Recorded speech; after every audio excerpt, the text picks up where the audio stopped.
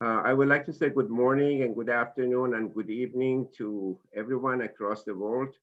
We have people from some over 30 countries participating right now through the YouTube and the webinar. My name is Jafar, Jafari. Do you have my voice? Yes. Okay. I'm Jafar Jafari, professor of University of Wisconsin Stout. And what you see, I think in the background maybe, is my university, which is most university, all the universities, like any destination, are empty, no students, and at destinations, no tourists. So universities and destinations have a lot in common. We are together here for the purpose, one purpose, to talk about tourism, and that brings us together. But what really brings us together is the COVID-19. Kazem, I just want to make sure that I'm connected. Am I? Yes, you're connected and we are hearing you. Okay, excellent, because I don't see other people. Okay, I move on. In the past, of course, there have been meetings and a lot of meetings in the past, but they have been all in person. This is very different now. In the past, and the past is not many years ago, as of last year, as of a few months ago, we were meeting in person. We were talking about market expansion, development. We were talking about growth by leaps and bounds. We were talking about Chinese tourists are coming, 130 million of them are coming. Where is my share? How can I attract them? We were talking about all the opportunities and prospects. And we became so successful that we had the problem of our own success. And we had a name for that, which is called over-tourism. As you can recall, last year and even this year, we had many articles on over-tourism, journal articles, many books on over-tourism. Last year, for example, I went to Venice, the Mecca of over-tourism, if you wish, about dealing with the subject of over-tourism. But over-tourism has changed now to no tourism. And this is all due to the coronavirus. What we are realizing, or what we are experiencing today, is that tourism is in a very long sleep, in hibernation. And the problem is we don't know about the wake-up time of the tourism industry. In the midst of all these problems, there was a benefit. You know, whenever you scratch problems, you can find benefits. And one of the benefits is that the muscle of tourism became very apparent to all the countries of the world. Suddenly, everybody realized that tourism is a giant industry. And it is a huge part of gross national product of many, many countries. For example, as late as 2-3 weeks ago, CNN was interviewing Sebastian Kurz, Chancellor of Austria, and he very clearly said that we are opening our doors of hospitality to tourism. We cannot be, we just cannot keep the doors locked. He talked about his #1 person of the country, talked about importance of tourism. And then as late as only 3 days ago, Jacinda Ardern, Prime Minister of New Zealand, told us very clearly, coronavirus has checked out and tourism is going to check in. These are my words, not her words, but hope is in the air. And it seems that everybody is thinking that, or getting ready for tourism to come. To the extent that even Secretary General of the United Nations had a message, which I don't know, Kazem, if you have the message, can you show it, the video? Yes, I think I'm going to do it. So 1 minute, 17 seconds. Meanwhile, you can continue, Jafar. Yes, it's a message from Secretary What General. is going to In other words, I said the governments are talking about tourism, and now this is the head of all governments, Secretary General of the United Nations, who spoke very positively about tourism and about the importance of tourism. And the message of UNWTO, which is the only intergovernmental agency in tourism and under the umbrella of the United Nations, that message of UNWTO is already ingrained in the message of Secretary General that I hope Dr. Vafadari can show in a second. Are you there? Yeah, I'm here, but it's going to be uploaded. So if you can continue. Okay, very good. Sorry about this webinar organization. It's not easy to deal with people in different countries, and as you will see in a few minutes, we are all scattered. His message is very powerful, and definitely it has all the hopes of grain in it. Many webinars have been organized already, mostly beginning February, then in March, May. In May, we are loaded with webinars. But the thing is, most of the webinars that I have seen and you have seen are dealing with the formal tourism sector. And this means they talk about big airlines, big traffic internationally, big chain hotels, big businesses. And somehow the informal sector of tourism is totally ignored. And this is causing a lot of problem. We are not really talking about the small communities. Most webinars do not do that. We are not talking about micro entrepreneurs involved in tourism. We are not talking about underprivileged tourism places, and they're all gone. Or they are not in our radar is not picking them up. So we decided that we need to have a conference, a webinar, which is dealing with the informal sector, not the formal. You know, the little operators out there in the rural community that nobody's thinking about it. So this webinar is all about that. We are focusing on the small, rural, and out of the way destinations. There are forgotten places and so on and so forth. Our presentation, similar to the sector, is going to be down to earth. We are going to talk about realities in different countries. What I'm going to do is, we have a panel of distinguished persons that I'm going to introduce one by one to you. The first segment of the panel is I'm asking the panelists to tell us what has happened in 5 minutes. Tell us what happened has been happening in their specific communities that they are talking about. What are some of the pains that the community, small operators are going through? We would like to hear their stories. We want to get to know about their struggles. Do they sense a hope? What are going to happen? So what I'm going to do, we are going to move from the Far East and come to the move on. We begin first with Japan, presentation from Japan. Then we move to presentation of tourism in small communities in Laos. From there, we go to Thailand. And after we learn about Thai situation in the small communities, we move to Malaysia.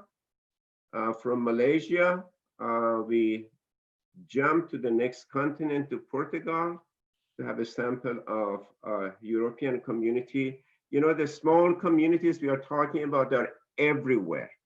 in every country, in all the 195 countries of the United Nations, you find small operators, which are often ignored.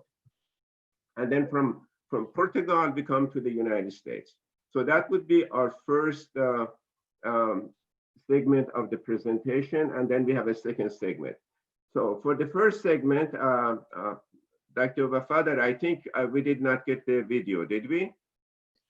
Actually, Jafar John, we have a very high traffic, so I have a bit of technical problem to uploading the Okay. file. But as soon as I get it, I'll Don't worry, you are next. This is my first speaker, my first panelist is Dr. Kazem, Professor Kazem Vafadari.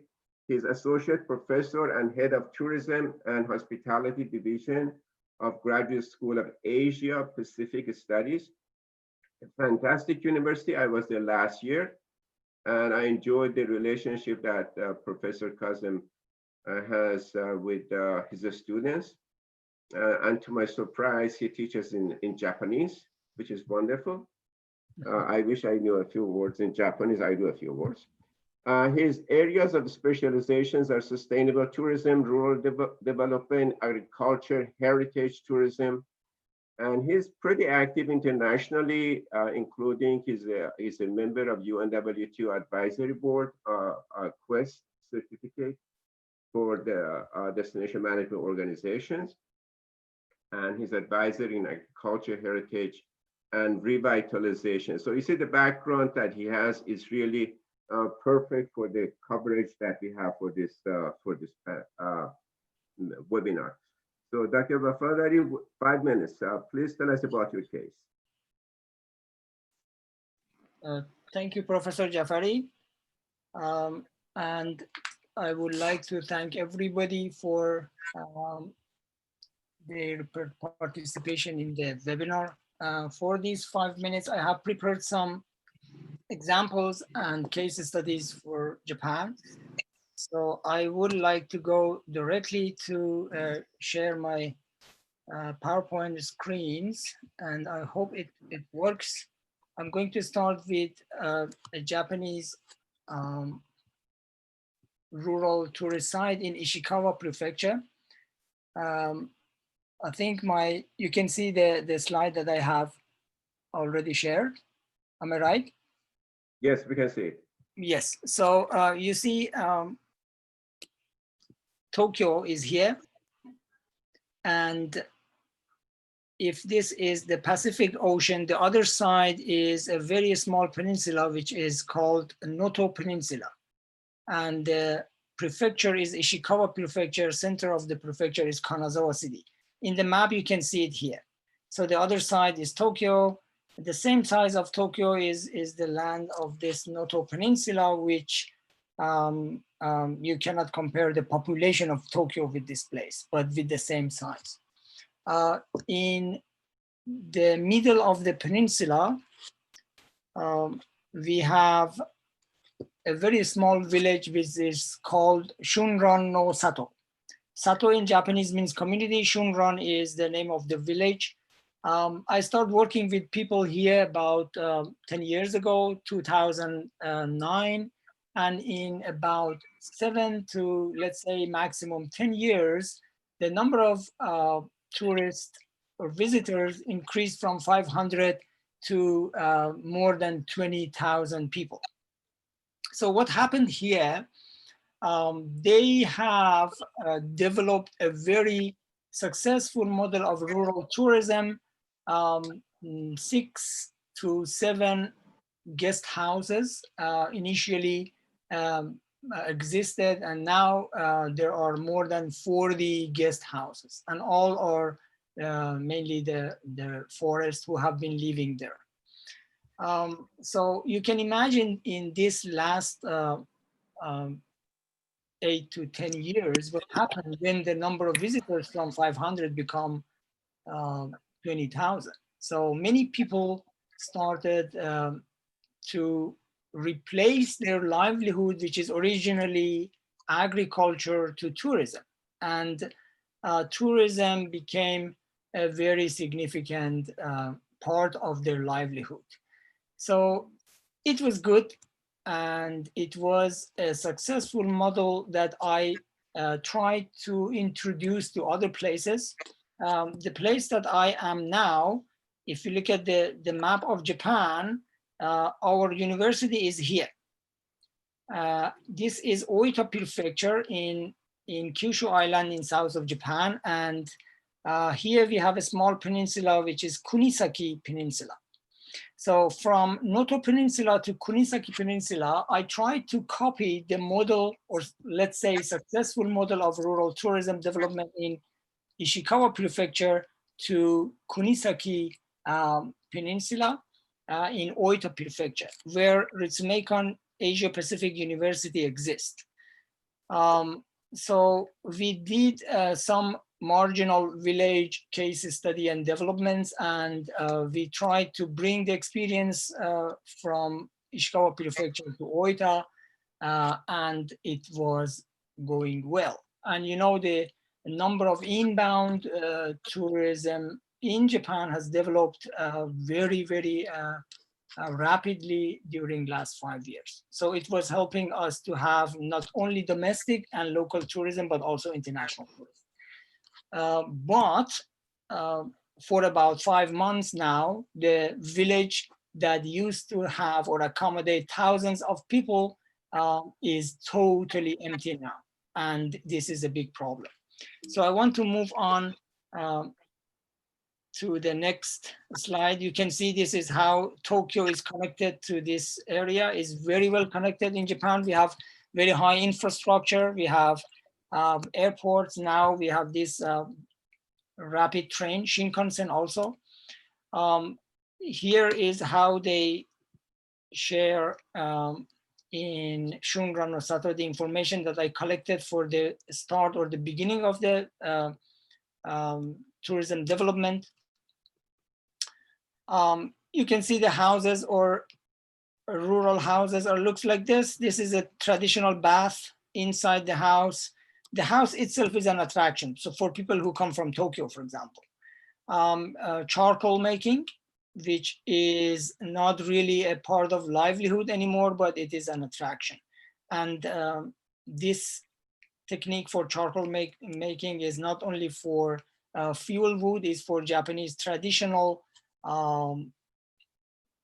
tea ceremonies. As you see, the charcoals here are very identical and the same shape, so they can make this livelihood. And at the same time, the traditional way of making charcoal is a tourist attraction. The big problem of Japan as a whole is abandonment of agricultural landscape and is aging society. This gentleman, when I took the picture, was 96, about 8 years ago, but he's still very healthy and he is in the industry. But for a few months, he's lost his job and he is very, let's say, sad. Local schools are closed, no students. You can see the schools are utilized now as a kind of accommodation for local events. So these students are not from that local village, they are from Osaka, which is a big city in the area. So at night, they have this program. This is my camera flash, well, otherwise you can't see anything in this picture. And you can see that they can do this refresh and natural experience in the area. I did some assessment of human capital. You see the average age everywhere in Japan is the same. Social capital is very high in Japan. The level of trust, they can work together very high. Natural capital, plenty of these resources. Economic capital is very advanced. And institutional capital that they connect with their customer and the word of mouth, do the advertisement for them. The level of partnership, all is very highly helping with Japanese rural tourism and rural development through tourism. So what I want to conclude here is these traditional values and partnership and the conservation and the local government support has created this good network as a backbone for rural tourism. There are a number of cases like this in Japan, but what this webinar is trying to bring up is what to do when we have such a big disaster. So in Japan, in a rural area, what I want to say now, the problem really is not tourism. The problem is the aging population, lack of, let's say, human resource, and they are not really or highly depending on tourism livelihood. But for those successful models that they changed their livelihood quickly, or let's say too fast, and they gave a dominant role to tourism, now I can say they are in problem. But I can see the number or many other villages around Japan that because they did not really become very highly depending on tourism, they can resist more. So this is the problem in the rural level. But in more local level, I'm living in a city that I have a representative here in our participant, Mr. Nogami Yasuo, that if we can make time, I can ask him to elaborate a bit about the city. City of Beppu that has 100,000, Professor Jafari has been here, 100,000 population with over 17 million visitors a year, now is empty. And it's a hot spring destination of Japan. This huge organized tourism city that in Ritsumeikan University, we are using it as a kind of tourism laboratory for our school, now is empty. And we are all, or let's say the whole city is online. So I hope we can share the lessons from other participants and see how we can make a conclusion on this. I think my time is over. Yes, thank you very much, Dr. Kazem. Appreciate the comments, but surely we can see that in your case, we got from tourism to no tourism in the areas, particularly in the remote areas. So we are going to get the same story more or less in other places, but I just want to make sure that everybody knows that we are talking about a universal problem and of a large magnitude. So we go to Reza Soltani, our next panelist. He's a marketing psychologist from with degrees from Brussels in Belgium. He has one of the special talents that many of us do not have, and that is to speak 7 languages, including Asian languages. He's a specialist in destination marketing, digital tourism, and branding. He's editor-in-chief of Travel Tourism News. He's the co-founder of the Chernobyl Community Tours and Tourism for the Orphans of War and Peace Festivals. Reza, would you take us to your destination? Sure. Thank you very much. Hello, everybody. I have a few concrete cases that I've worked on. Currently, I'm in Laos, and so I'm going to talk more about the cases that I've experienced, seen, and also worked with the people in the community tourism. What I can tell you in the more poor countries, let's say in Laos, in Papua New Guinea, in Bhutan, they are really suffering. So they really have a problem. Maybe everybody has a problem, but well, our talk now today is about tourism. So I can tell you, like the tour guides, the travel agents, everybody has some serious problems, and they don't actually get enough attention and media coverage because most of them are in rural areas. They don't have the enough resources and the media and the knowledge to bring out their problems. So in somehow not many people are helping them, or they are not getting enough help. I'm going to talk first about the Bhutan, a country with just 750 things and the branding and the the tours to get more tourism. So 70% of the people in Bhutan are farmers, and almost 20% of their income, economy, GDP is from the tourism. So it's very important for them. After the corona came, so they have been hit very hard, and they had serious problems. But and they are losing, I can tell you at this moment, $3 million a week because of the virus, which is a huge sum of money for them. They have done lots of good initiative, especially the king of the Bhutan has done very interesting ideas. So what he has done, he's renting free of charge. He's giving actually the land to the people, including 5,000 tour leaders. By the way, 5,000 tour leaders are in Bhutan. And so they can use these lands free of charge for a period of 1 year or 2 years to farm. So let's say the tour guides or the travel agents, many of them became a farmer. So that's a good thing. They are not really suffering of the hunger, but and so it less the pain. And the other concrete issue that I want to talk about is Papua New Guinea. Yes, if you, that's still Bhutan. If you can go to the next one. Okay. Can you go to the next photo, please? Yes, I'm trying. Okay. Please continue.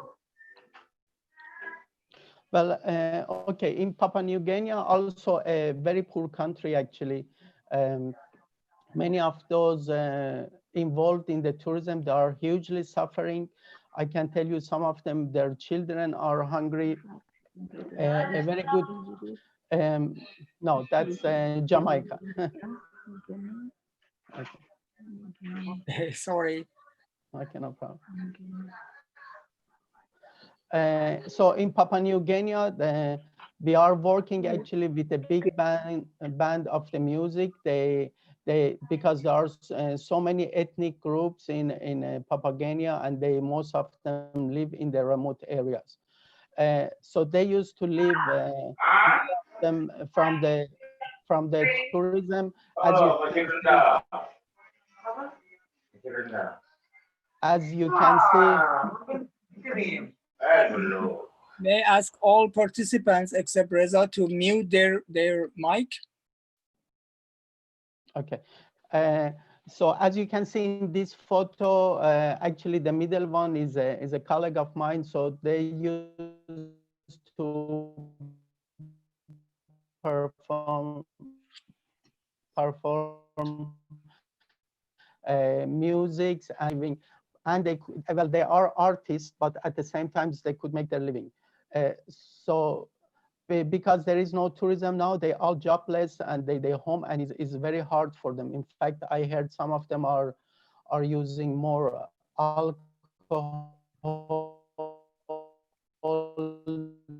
There is also more rise in.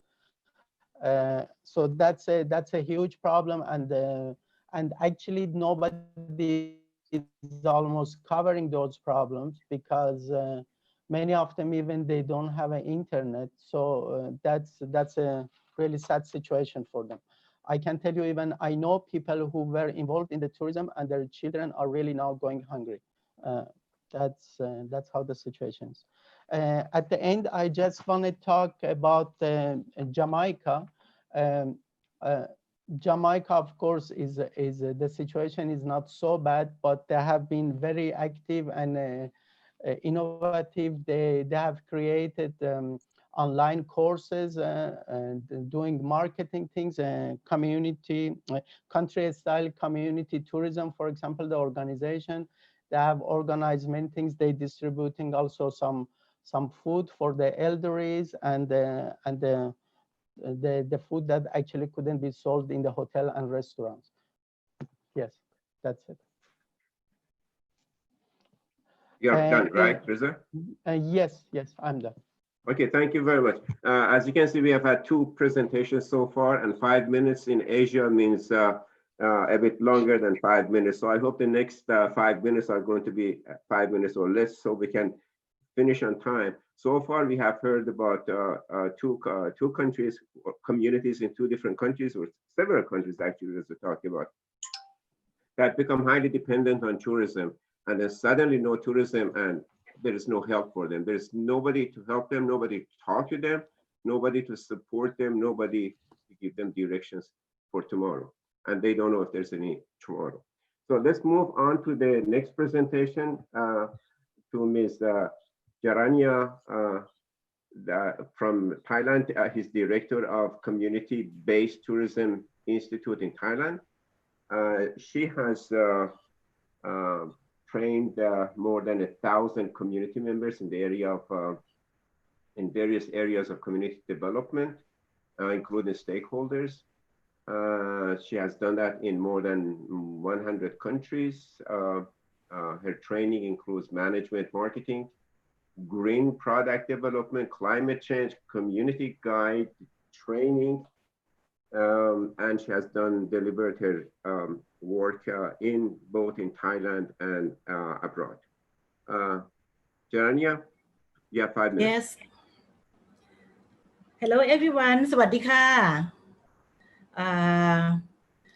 So I'm now taking you to the community-based tourism in Thailand, and as I understand that most of you or many of you are involved in tourism, so you would familiar with this term. But can I have a PowerPoint, please? Yes, in a moment. Thank you. So right now the community-based tourism in Thailand is almost 800 community working on this, and in Thailand we have divide them to be 3 groups. Why I'm talking about that? This is because the CBT in Thailand is like the CBT is a tool for development, not for tourism development. Okay, so this is the next one. This is the next 5 minutes. The first one, please. Okay. Yeah, the first one is a impact from COVID-19. Yes. All right. So yes, this one. Yeah. So what I'm talking about is when we're talking this is almost 800 community, and the group A is meaning that they have experience in different group of visit to them, and also the experience in marketing. So they can do marketing themselves. They're also working with the tour operator in country and internationally. But I don't say that all of them success, but this is the set of information. We have a standard and they pass to this standard. Okay, so the group B is they are ongoing, they are less experienced but ongoing there. The C, they're just starting, but they are past the CBT Thailand standard, which is the cover of 6 group of the 8 group of they have to work on, like the national resource, youth, culture, food, service, marketing. Next, please. Right. And why I bring this, because what I'm going to share with you is the most of our CBT community is not get serious impact from the COVID-19. Why is that? Because everyone get it. Yeah. Because the process of work, as you see, this the 5 main goal is firstly is about okay, how they can learn, how they can work together participatively. That important and obstacle for every group. The second one is this is the learning and sharing between different culture. Okay, And they also learn how to manage the national resource, which is the capital of the community. And the first one is also sharing experience between two different cultures. Last one is increase the community income. So this is the main goal. Next, please. So I may not go in detail of this, but by those five main goals, the community organization in Thailand, like even stakeholder, we work through on this step. Okay, so most of the community, we go from the process to product. Yeah, so you will see that this 10 steps from the set organization, the direction, the design tour program, train the guide, the pilot tour, and monitoring. So this is the work within a year. So what I'm saying that this process is quite build them the capacity of management, and they know that this is the source of income, like the supplement. So they will not leave their main income, which is even farmland, the craft, or anything like that, to tourism only. Next, please. Okay, so from those work, I just share with you that this is those kind of program. And you can also see the tourists. Yes, some community, because of COVID-19, they didn't have the tourists at all. Yeah, international tourists or Thai tourists. But this life still remain. Okay, this life, this activity is still remain because this is way of life. Next, please. This is a capital. So the CBT is one major job is how to maintain, how to preserve, how to keep this capital alive and fresh and rich.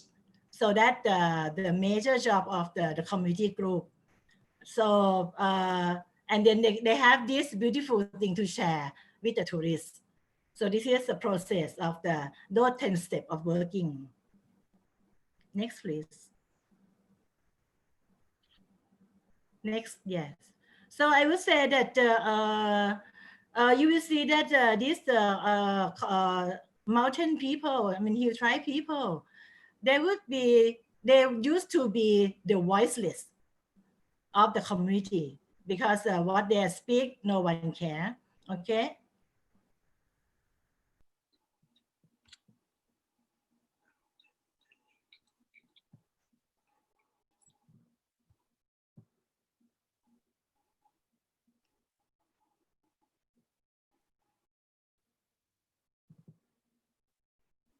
Hello.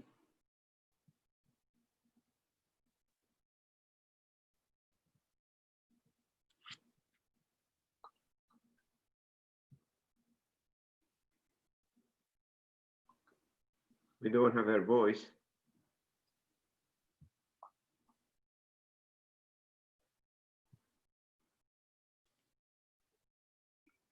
She has a problem. Maybe she muted herself. I'm checking. No. She disconnected. Disconnected, yeah. Well, Dr. Kazem, let's move on in the interest of time.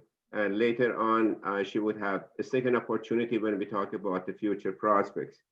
So far, we have heard more stories of pain rather than pleasure in many different countries, in the small communities that become dependent on tourism, and then suddenly there's no tourism at all. Smallness, as you can see, is the key concept here. We are not talking about the formal sector of tourism. So let's move on to our next country, Malaysia. I introduced you Professor Ahmad Puad Matsam. He's Dean of Graduate School, University Sultan Zainal Abidin, Malaysia. with PhD in tourism from University of Strathclyde, a great university in UK with which I worked. And I recall some years ago, I built a bridge of education between the United Kingdom and Iran for offering British degrees in hospitality and tourism in Tehran. Is interested in planning and development, community participation, crisis management, and Muslim-friendly tourism. A large community, by the way, Dr. Ahmad. This means 1.6 billion people who are Muslim, and you know this market quite well. And among other things, is head of Malaysia chapter of International Institute for Peace through Tourism. Dr. Ahmad, would you take us forward? Thank you, Prof. Jafari, for the brief introduction. Hello, everyone. Is my voice clear? Yes. Okay. Before I zoom into the case study area, which I will be talking about small island community, Perhentian Island in the northeast of Peninsular Malaysia, let me bring you a bit of overview about different countries in Southeast Asia. Can you move to the next slide, or should I?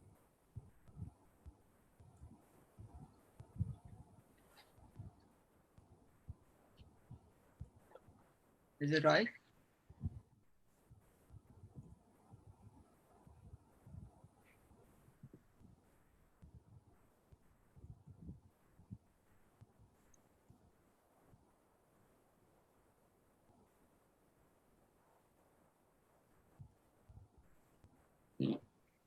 Okay.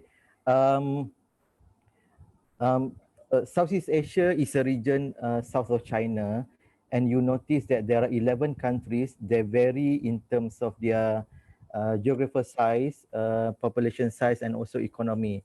We have a tiny country like Singapore, and to the most populous like Indonesia, which is the fourth most populous country in the world.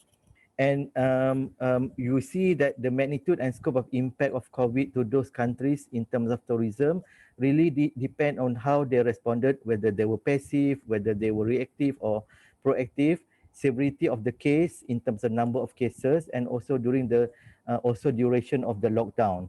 And the longer the period of the lockdown, the more severe the impact of to the tourism industry.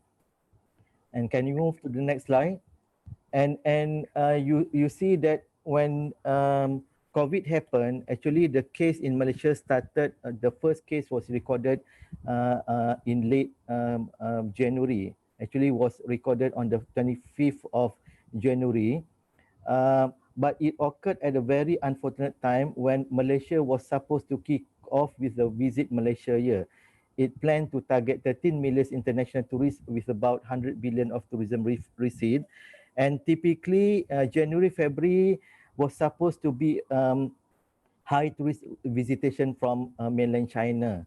So, and you notice that how the country responded quite late, because China was a large tourist market for most of the countries in Southeast Asia.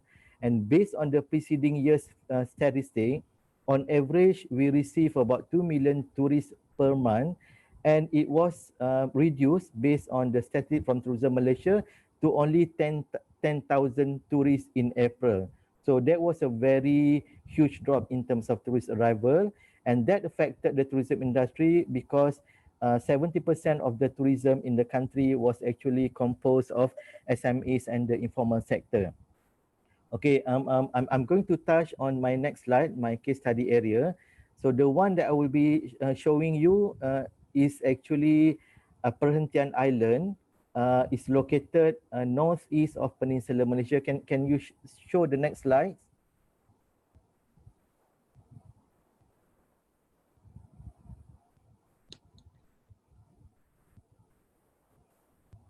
Okay. You see it's a very small island. It's about 15 kilometers square in terms of area. It's located about 10 nautical miles from the mainland. It's about 19 kilometers. And this state where I am residing, one of the natural attraction is actually nature-based. There are many small island destination, very popular in the past among backpackers and also among domestic tourists. Can you show the next slide?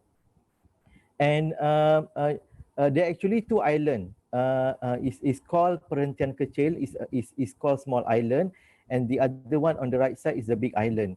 They have about 60 resorts, mostly small chalets, but mostly over 60% are concentrated in the small island as compared to the big island. But both islands, they typically have different tourist profile.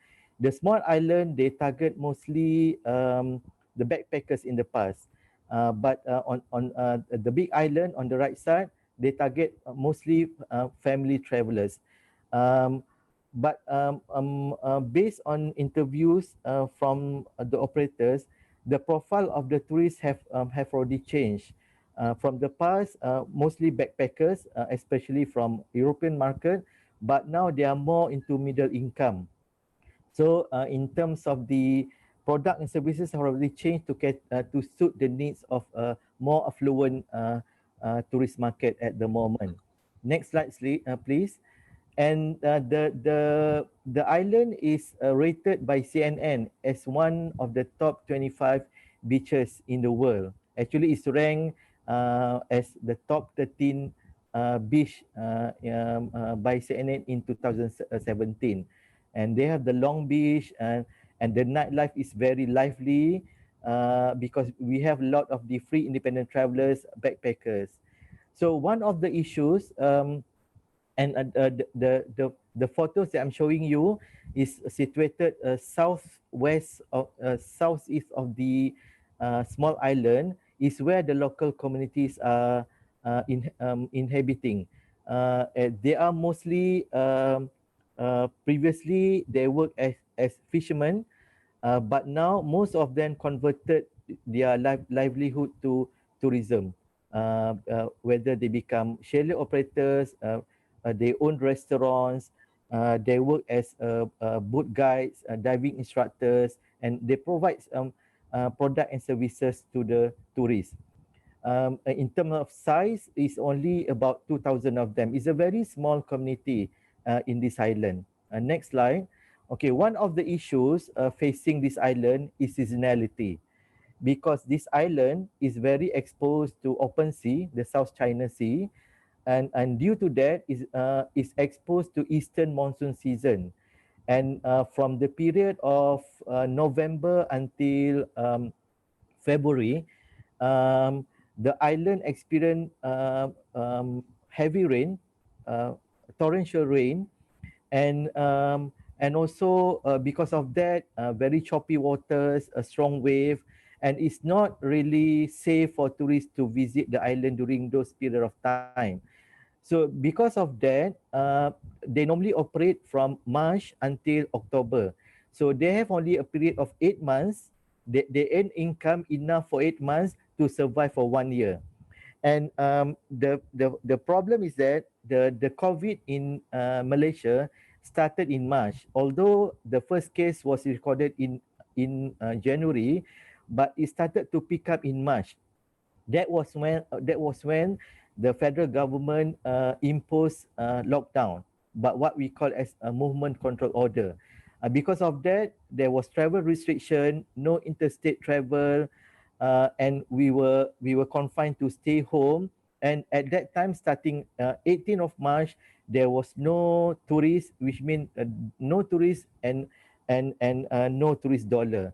The problem is that only now, when the COVID, the situation has already eased a little bit. Starting 10th of June, we are in the recovery stage, whereby the government has already relaxed the interstate movement, and we are now able to engage in domestic tourism. Only now the operators have started to receive bookings and also gradual visitation among the domestic tourists. But they actually have 4 months left. They have July to October, to operate, to earn income, to sustain for their annual expenditure. So that's a big problem for the local people. So next slide, please. Okay. And as I mentioned earlier on, they are very dependent on tourism. Previously, the local communities, they in terms of their livelihood, they work as fishermen. But as the tourism flourished in the island, all fishermen, they converted their main economic activities from marine base to engage in tourism activities. And because of the COVID, when when no tourists coming, so it's a huge loss in terms of income to them. And as I mentioned earlier on, zero tourists, $0, and but all operators at the moment, they only close their tourism businesses temporarily. Unlike big hotel, some of the big hotel in Malaysia, we notice there are some of them, they permanent. Some of them we have had a few cases of big hotel close permanently because of the high operating costs. But for them, because that's their only main income, so they only close temporarily. But when I interviewed some of the operators, how they survived during this COVID period, during the lockdown, that they had utilized their saving, because it's very common for them to earn for 8 months to survive for 1 year. They normally have some cash saving, so they utilize their saving, and some of them also sold jewelries to get some cash, and they involved in micro businesses to survive. And some of them, because they have no choice to survive, they ended up doing fishing activities for food supplement. And but luckily, in terms of workforce, 80% of the workforce are actually being recruited from local people, and the operators actually give some tokens to the local workers, although they are being unemployed. For example, they give them a token about 150 ringgit to 200, so that's about $40 per month, just to let them survive. Interestingly, during this COVID, we have got about 40 foreign tourists. They were stuck in the island, but they decided not to return their home countries, because they found that it's relatively safer for them to stay in the island rather than returning to the home countries, because most of the tourists stranded are basically from Europe. So now, with the current relaxation of the movement control order by the government, already allowing interstate travel, domestic tourism. Domestic tourism is now is poised to spur the growth of tourism in the island, but it's very slow in progress, because they typically rely on European market, and they only have 4 months left to operate. But they also have been fear among domestic tourists, because they are still concerned about safety, and again, because of the new SOP, social distancing, and the new normal, and it become more expensive travel package. Example, a boat from the mainland, the new SOP, they have to carry half capacity. I was informed by the boat operators, they had to charge higher to tourists in order to recover the costs of transporting. So, Professor Ahmad, I hope you're coming to the end of your presentation. Yeah. It is my last slide now. So, but there is one good thing, because of the COVID, because no activity, the environment in terms of quality is getting better now. Quality of water, quality of the marine life. So that's to conclude my presentation. Thank you very much. Thank you very much. Again, what was repeated in this third presentation or third present, it was a smallness, remoteness, dependence on tourism, and zero tourists, $0. But it was good to see that at least in the case of Malaysia, some help is available and some people had some cash to move on. In some of the other destinations like Nepal and Bhutan, etc., I mean, they even don't have those possibilities. So they have zero money, zero income, zero food to eat type of situation. So let's move on to Europe. And I want to remind Kazem, since we are going to Portugal, and since Portugal is the land of Secretary General of the United Nations, I want to show that video, but let's find it and we show it at the end. So let's go to Portugal. Let me introduce my next panelist, Xerardo Pereiro. He is with the University of Trás-os-Montes e Alto Douro, Portugal. He's assistant professor of anthropology. So as you can see, he's really connected to people. He does research on cultural tourism in Portugal, in Galicia of Spain, in Panama. He is on editorial board of a number of journals, including Journal of Tourism and Cultural Heritage. Xerardo, would you take us forward? A different type of presentation for sure.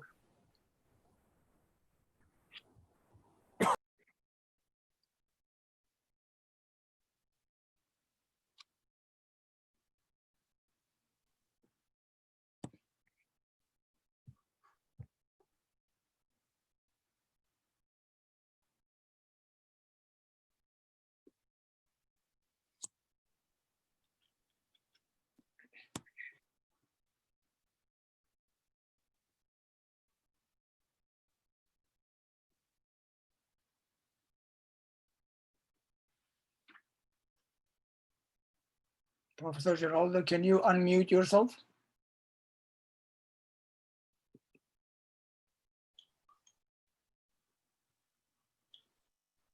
Yes, now is okay. Okay. Have you listened to the presentation? Yes. Okay. Yeah, we can hear you right now. Okay. I am going to speak about the Portuguese inner way to Santiago de Compostela and the actual situation with the pandemic, the coronavirus pandemic. The Portuguese inner way to Santiago de Compostela is an interior journey through the inland of Portugal and Galicia, from Viseu to Chaves. You can see some maps in the next slides to locate and to make a better contextualization. It's possible to advance, to move on. Okay. And the reinvention of history and tradition that presents this way set as an alternative heritage to other pilgrims' routes to Santiago, when some are massified and saturated, in the case of the so-called and famous French way to Santiago de Compostela.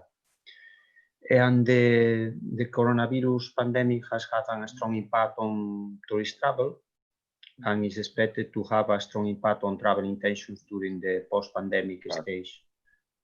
The coronavirus, in this case, could see as an anti-tourism situation and also an under-tourism and in tourism situation. But at the same time, the rural and countryside areas of Iberian Peninsula, Portugal and Spain, have now a good opportunity to develop rural, responsible and alternative tourism to the dominant models of sands and beach. For that, there is a dependency of 5 capitals: economic, social, technological, cultural, and symbolic. And in the case of the Portuguese inner way to Santiago de Compostela, the low demand of pilgrims, of tourist pilgrims, We speak about 2,000 pilgrims per year. Is at the same time a good opportunity to redefine rural tourism and to create a better development for rural areas in the Iberian Peninsula. We observe a patrimonialization of that cultural tourism roles concerning a sustainable model of tourification, and also a regional and transnational cooperation between countries and regions in Portugal and Galicia in the northwest of Spain. This type of cooperation move on the design and organization and in deep pilgrimage experience with rural communities of Portugal and Galicia, communities with high diversity, high cultural diversity, but at the same time between Portugal and Galicia with many affinities, many affinities. Nowadays, the municipalities and the small communities of these rural areas are trying to create a new promotion, doing research with our university, and to try to create a sustainable tourism based upon a new spiritual tourism for people looking for rest, tranquility, nature, landscape, nirvana, and a new spiritual center for human life. But with the arrival of coronavirus pandemic, the stop of tourism in this part of Europe has had a shock and provoked the cut of the borders between Portugal and Spain, the scare, fears, and prejudice regarding post-coronavirus travel, but at the same time, it was a time for protection, health, and thinking about the present and the future. The Portuguese Inside Line Way to Santiago de Compostela administration, the municipalities, the public municipalities of the area, have prepared a safe and clean certification for the path, the hostels and accommodation, joined with Turismo de Portugal. We were speaking about hundreds of accommodation and private and public accommodation that are going to open or reopen now in July, in the 1st of July for the people. Linking the universities and the administration of these cultural roads has been created a research and strategies for the future. You are doing a marketing and planning for the future of these cultural routes and alternative cultural routes to the other pilgrimage routes to Santiago. We assist to opportunities for walking tourism, pilgrim tourism, rural tourism, nature tourism, ecotourism, community-based tourism, proximity tourism, domestic, national, and trans-regional tourism in the area in the next month, only in the next month, and the recover of international tourism that is very polemic in the international agenda, speaking about over tourism and other negative effects of tourism, is in this case very low. New spiritually motivations, more emotional, sentimental in the pilgrimage way to Santiago de Compostela is going a good opportunity to the future and to the reinvention of these communities, inland communities of the Iberian Peninsula. Also, I would like to move on the next slides to share some photographs about the way.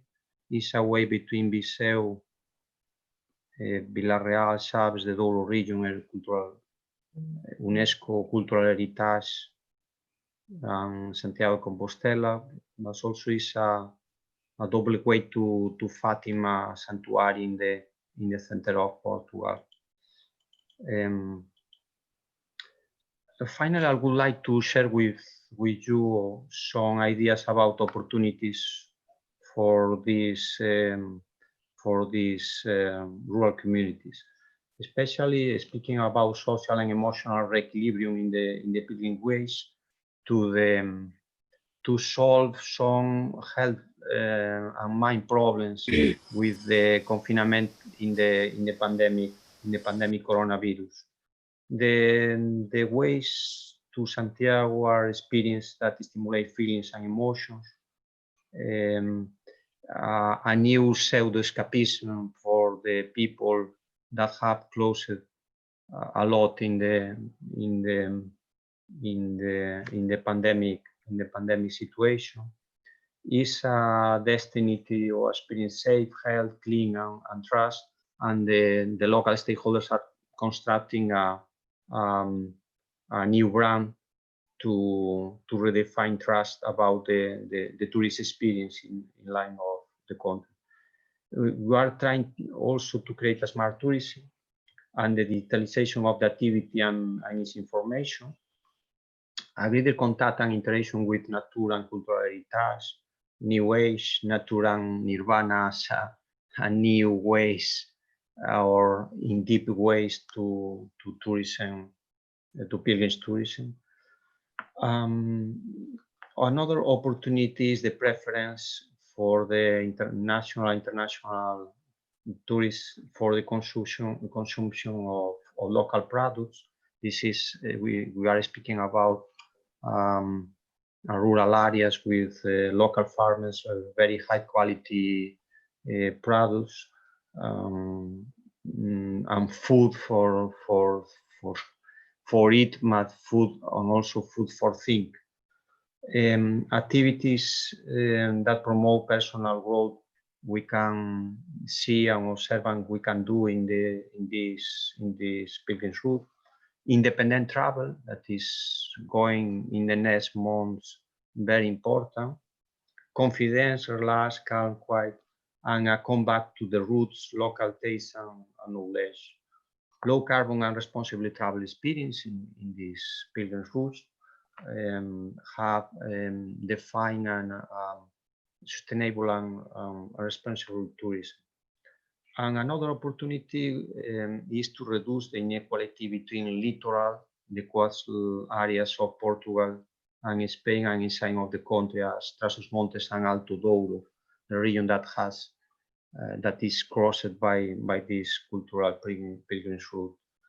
And finally, we would like to underline the increase of local and community cooperation. The tourism create community, not only community create tourism travels and experience and tourist travel cultural goods, but at the same time, from my point of view, tourism could be a good opportunity to reinforce the sense of life and the community sense of life. And from my point of view, the pandemic situation is creating a new opportunity to create solidarity in the diversity of the local communities, and also innovation and resilience, a new adaptation to new times. Thank you by the attention and listening to you. Thank you, Xerardo, very much for your presentation. What was a bit different from the previous presentations is that pilgrimage was the moving force of this presentation, or even he mentioned Fatima, another famous, a sort of Mecca of for the Christian community, for the Portuguese community. And this your presentation was of special interest to Muslim countries because the period of Hajj is coming very soon, and Saudi Arabia has to make a decision as how many pilgrims can go to Saudi Arabia. So let's move on. We are really running out of time. We have so much to talk about. As you can see, we should have made this 5 different webinars. Let's go to Duarte Morais. He is a professor at North Carolina State University in the United States, associate professor of equitable and sustainable tourism at North Carolina State University. He's a tourism extension specialist, which means he goes to the people. You know, he delivers the knowledge to people.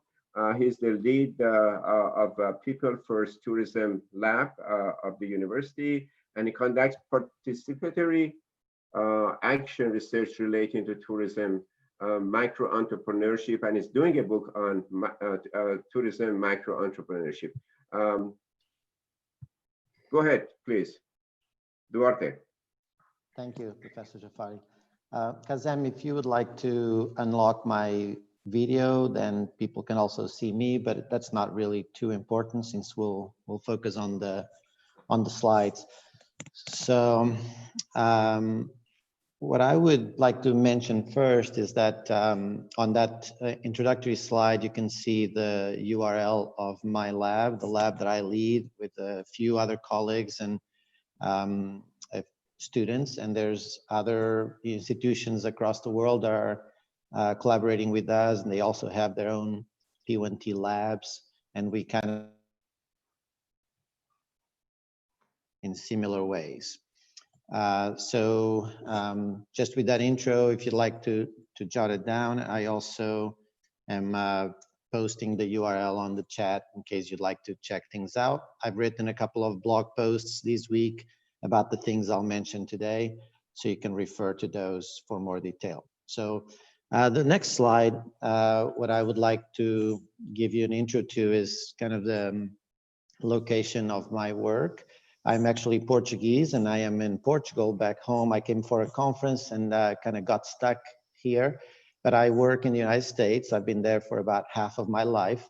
And I've been for the last decade in North Carolina, which is kind of similar to Portugal geographically and population and climate-wise, just kind of tipped over to the west side. You can see the little red state of North Carolina in the Atlantic coast of the United States. It's a kind of sandwiched somewhat in between New York City to the north, or New York State to the north, and Florida to the south. So we're kind of in the middle of that East Coast region of the United States. So we're a very popular state. Out of the 50-some states in the United States, we're the 6th most visited. And we have about 50 million visitors coming to the state. Those 3 pictures on this slide kind of reflect the diversity of experiences people come to seek in North Carolina. To the west side, that pointy left side of the map, is a very mountainous area, like in the north of Portugal.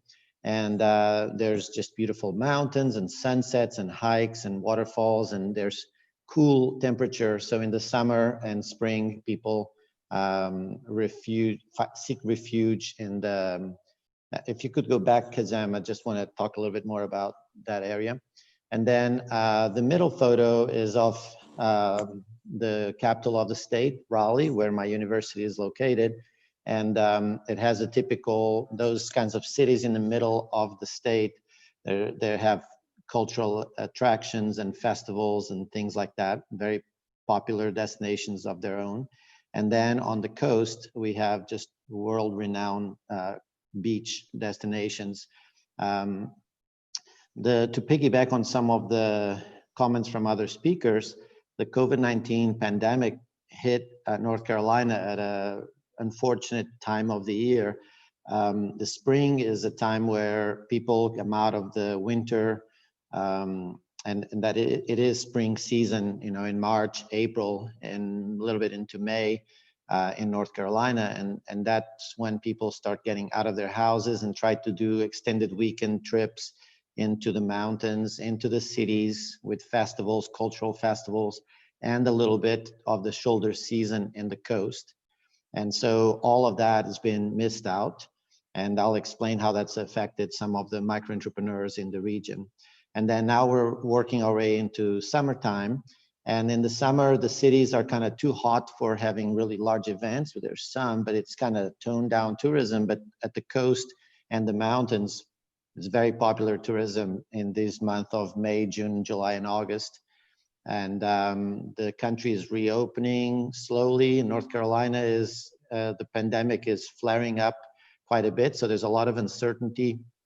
Hotels are starting to open, restaurants, especially the outdoor areas, are starting to open, but infections are spiking. So everybody's kind of on the edge of their seats, wondering if it'll get too bad and North Carolina will have to close again before the end of the summer, which would be a huge blow to the tourism industry in general and to the micro entrepreneurs that capture some of their livelihoods from tourism.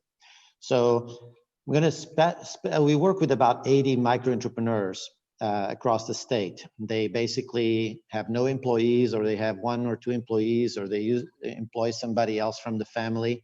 And they usually are not 100% involved in tourism. They do other things as well, but tourism is a part or a large part of their livelihood.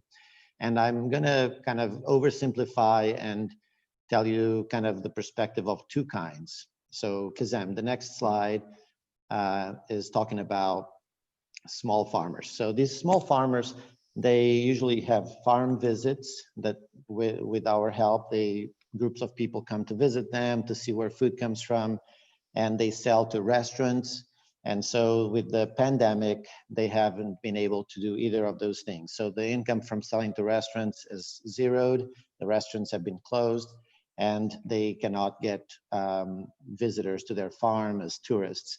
One of the ways that they usually have visitors is on farm tours. And so on a weekend, a bunch of farms, like 20 farms, are open. They have a website, an association that coordinates this, and then people get a ticket and they can go to any of those farms. And that kind of flow, kind of like a large scale event, those kinds of things have been prohibited.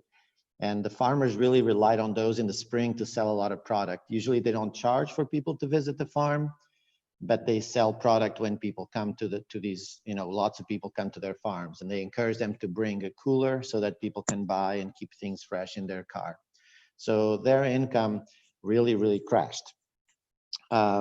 The thing though is that in terms of resilience, the farmers are often dealing with a lot of uncertainty. And so this is kind of a huge radical amount of uncertainty or crisis to them, but many of them were able to adapt. We had been, for example, encouraging them to embrace online payments and online retail of experiences and product. And many of them were just kind of reluctant to get into it, but many of them have jumped on to online platforms like Barn to Door and localharvest.com and other kind of platforms like that. And so they've made their products available, and people that are afraid of, they're trying to avoid going to grocery stores and stuff, they are also more interested in buying online. So it's kind of worked out well. These small farmers are selling to people in the neighboring area. They can put things in the mail or deliver. And they also have arranged for pickup. So kind of like McDonald's, they have a day where people can come and pick a box of vegetables. So let's say Wednesday afternoons, they just have everything ready. People pass by with their car and they've already paid online, and they just come and pick it up. So we've kind of assisted them from NC State, ways for them to adapt to these new market opportunities. And if we go ahead to the next slide, I'll talk to you about more like cultural experience providers, cultural guides. You can see there's a variety. Sometimes it's about natural knowledge, local indigenous knowledge about nature and medicinal plants and what to get in the woods. Sometimes it's related to art, and sometimes it's related to music. And these micro entrepreneurs were very, very severely affected as well. Usually these kinds of events connect with larger arts and entertainment events in these destinations. And then people that go to those festivals and spend a weekend in one of these cities, they might want to have an extra experience with a local guide so that they can get to know more, a little depth into that kind of topic, either nature, or art, or music, or the architecture, or history. But with all those events were prohibited. Anything with more than 10 people has been prohibited in the United States. And so they haven't been able to piggyback on those kinds of events. And they're also afraid of liability of, accepting a lot of people, and then there might be infections, and then they would be the cause of those interactions and those infections.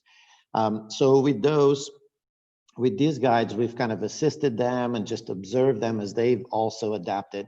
One of the things that these guides do is they may have the excuse of talking about art, but they might be actually telling participants, the tourists, the importance of being creative for our own well-being, as Professor Pereiro was commenting on, the power of tourism to do these things.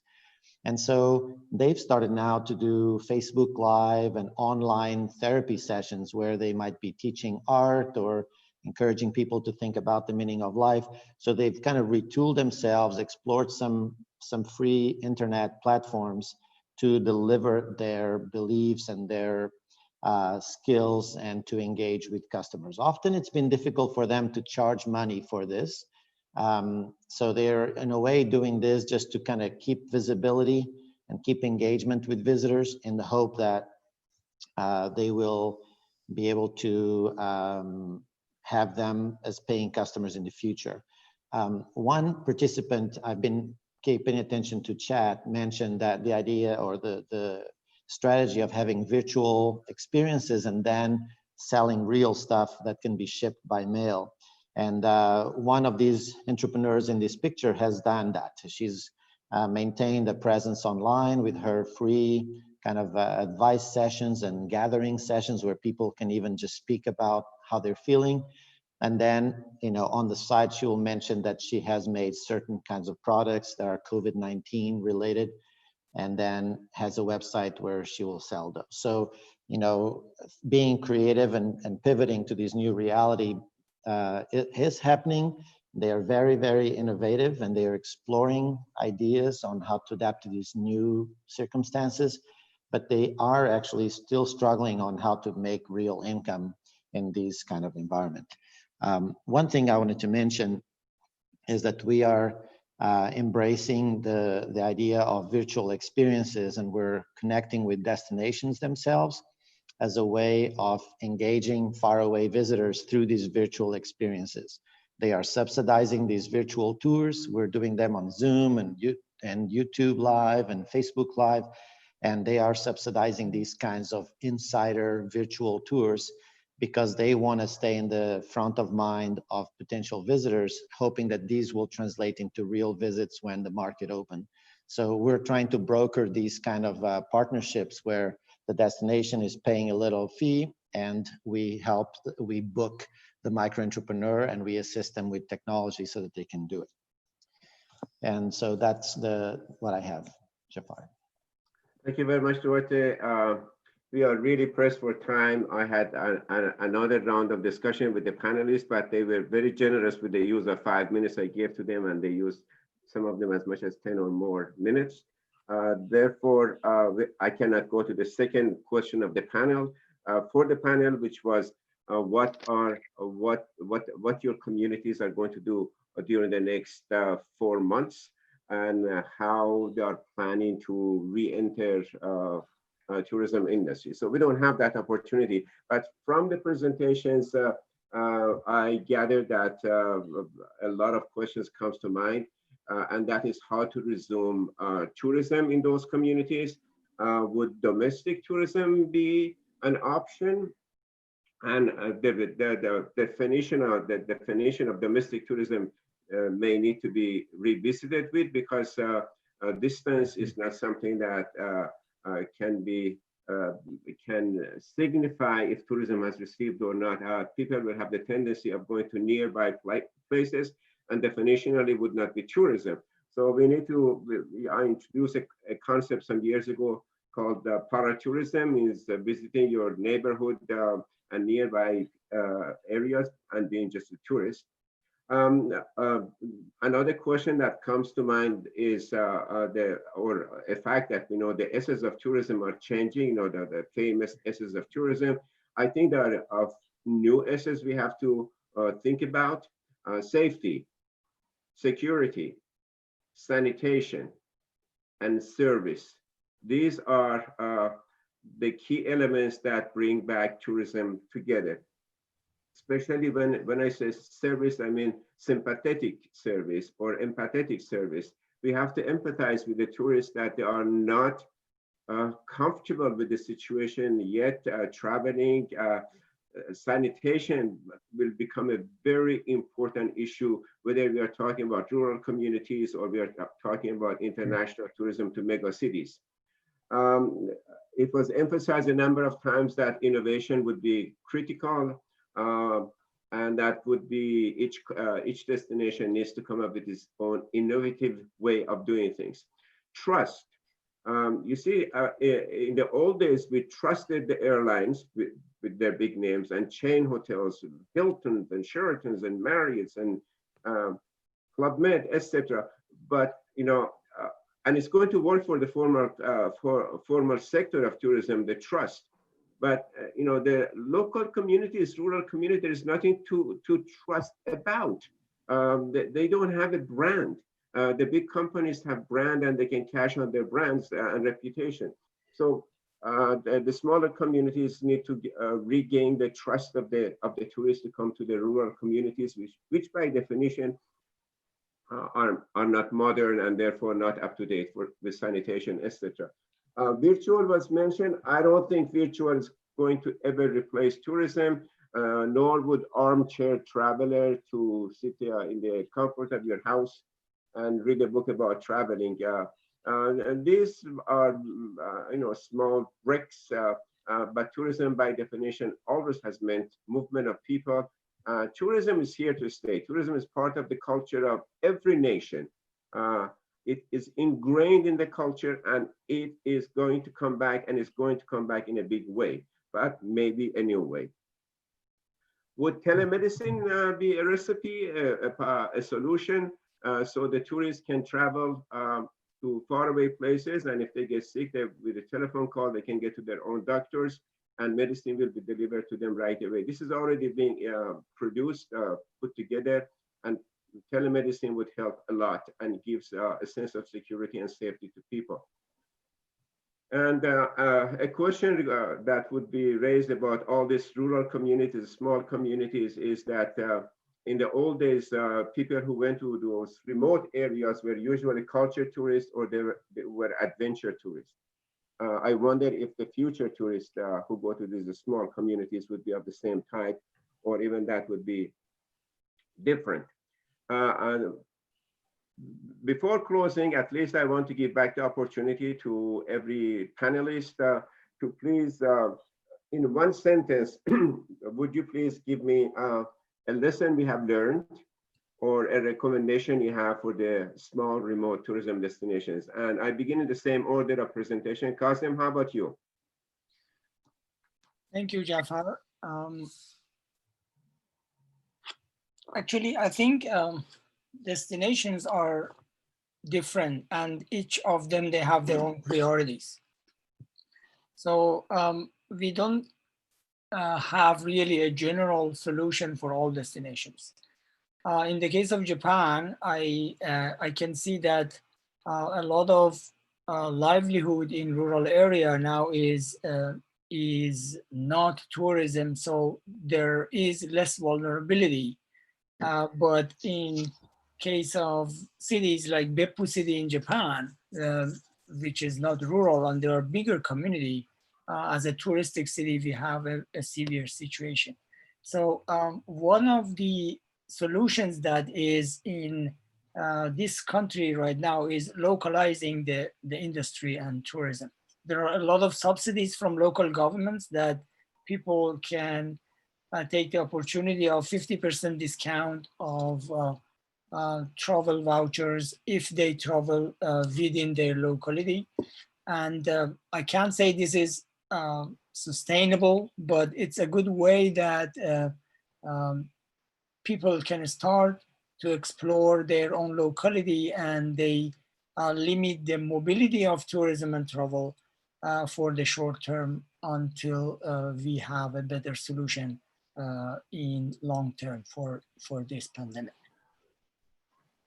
Thank you, but do keep in mind that Japan is a developed country and your recommendation may not have a force in very poor countries. So let's go to very poorer countries. Reza, how about you? A lesson learned or a recommendation? Yeah, the lesson learned, I think, is I can see that the best friend of the human is finally nature. The people who have been involved in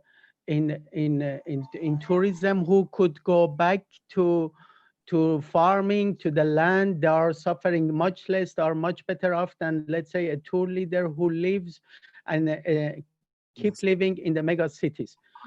The land and the nature is the really solution, and so we should respect that. We should make sure that our planet still stays sustainable, because without that we have nothing.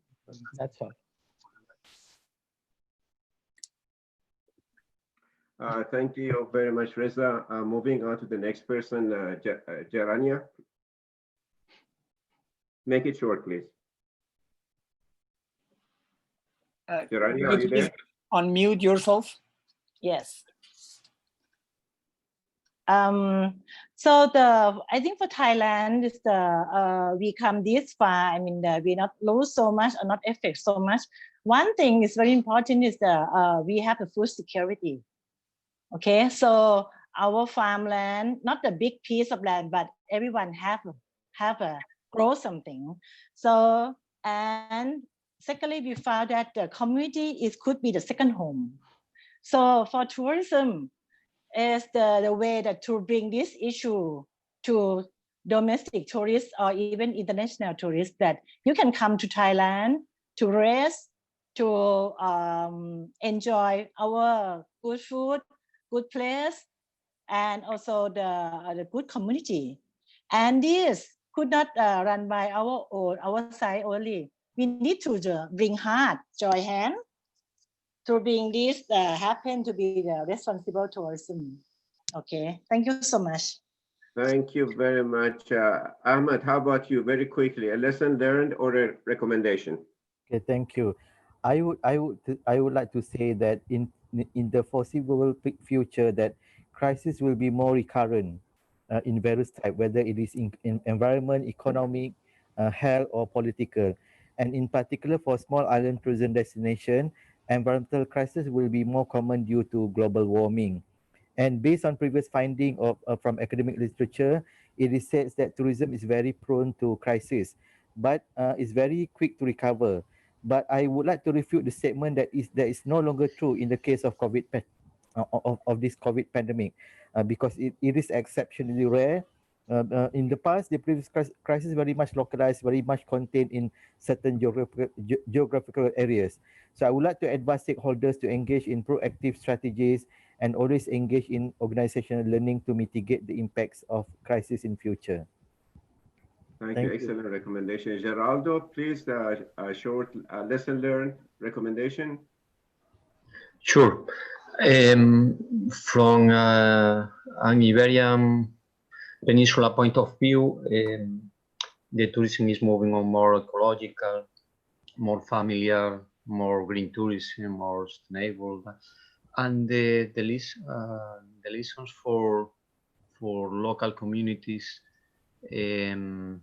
are concerning the digitalization of the activity and information about their activities and their scenarios, the possibility of repopulation of rural areas, the new life in these rural areas or urban areas, with new values, new activities, and a new contract with nature and with a natural contract post-pandemic times.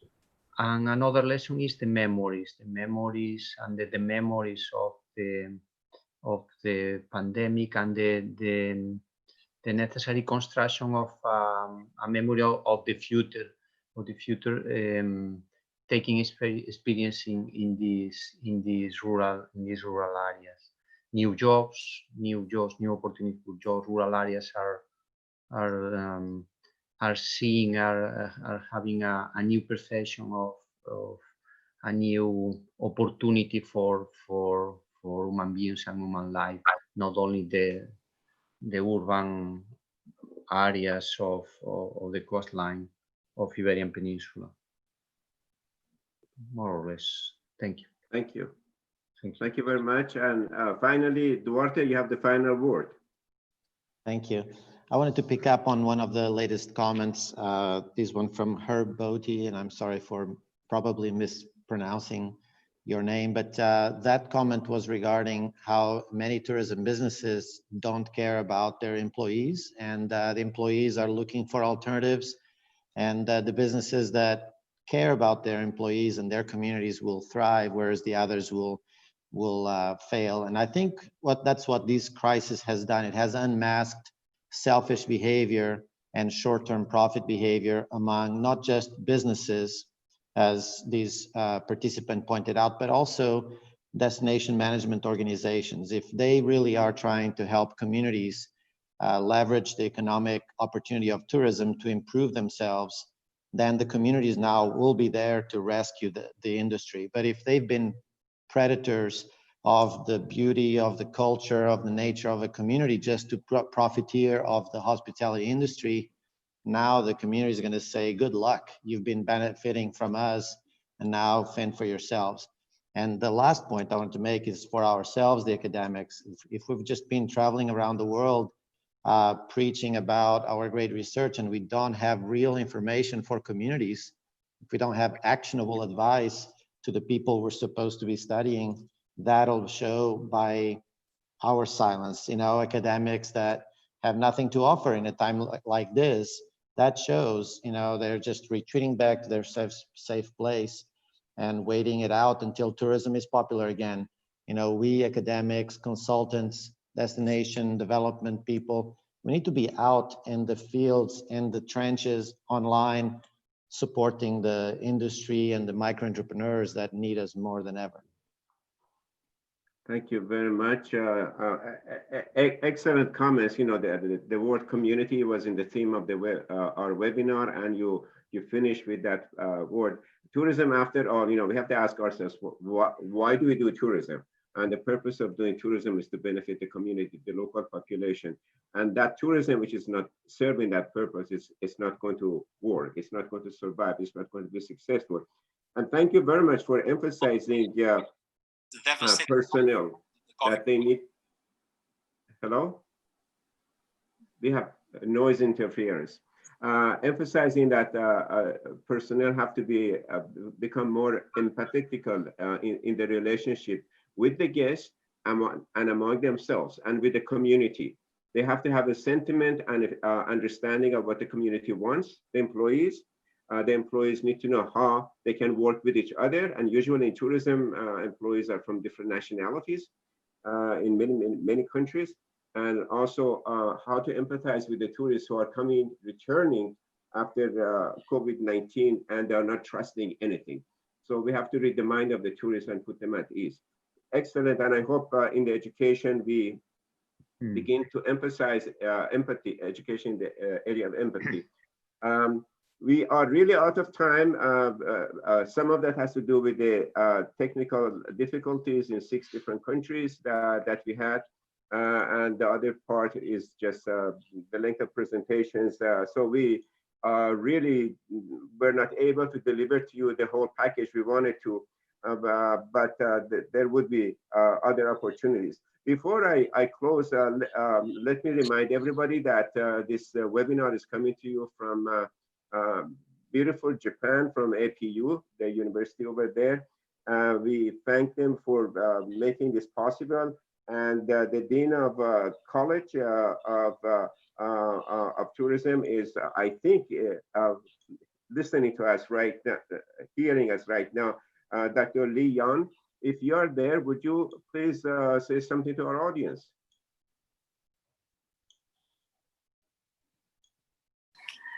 Jafar, Nice seeing you here. Thank you so much. And thank you, the audience. And thank you, the panelists, for giving us good lessons from all over the world. I hope tourism can be more sustainable in the future. And by the way, we are organizing a new college about sustainability and tourism.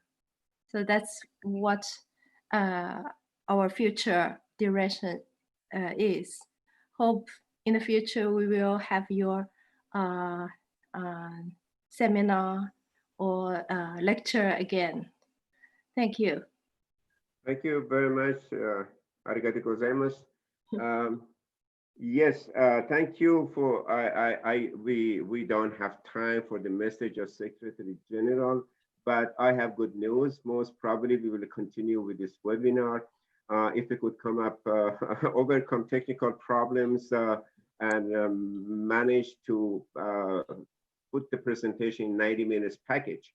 It's very difficult to manage everything from a distance in 6 different countries, but I think we did it. I'm happy. I hope the audience are happy. I would like to thank our panelists, all 5 of them, 6 of them, and also I would like to thank the audience.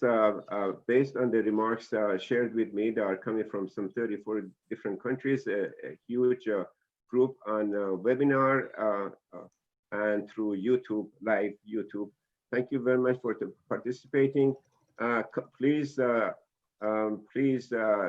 complete a survey on the website, and we will share the result of that on the website later on. Duarte was going to entertain questions that you had sent to us, but as you can see, we have run out of time. I promise you that we would have another rendezvous very soon to continue with similar topics.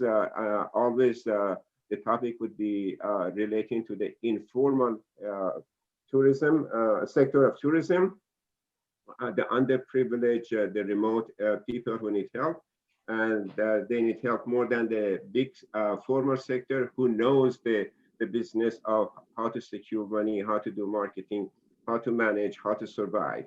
The small communities, rural communities cannot do that. So I thank you very much, and I say goodbye to all of you until our next rendezvous.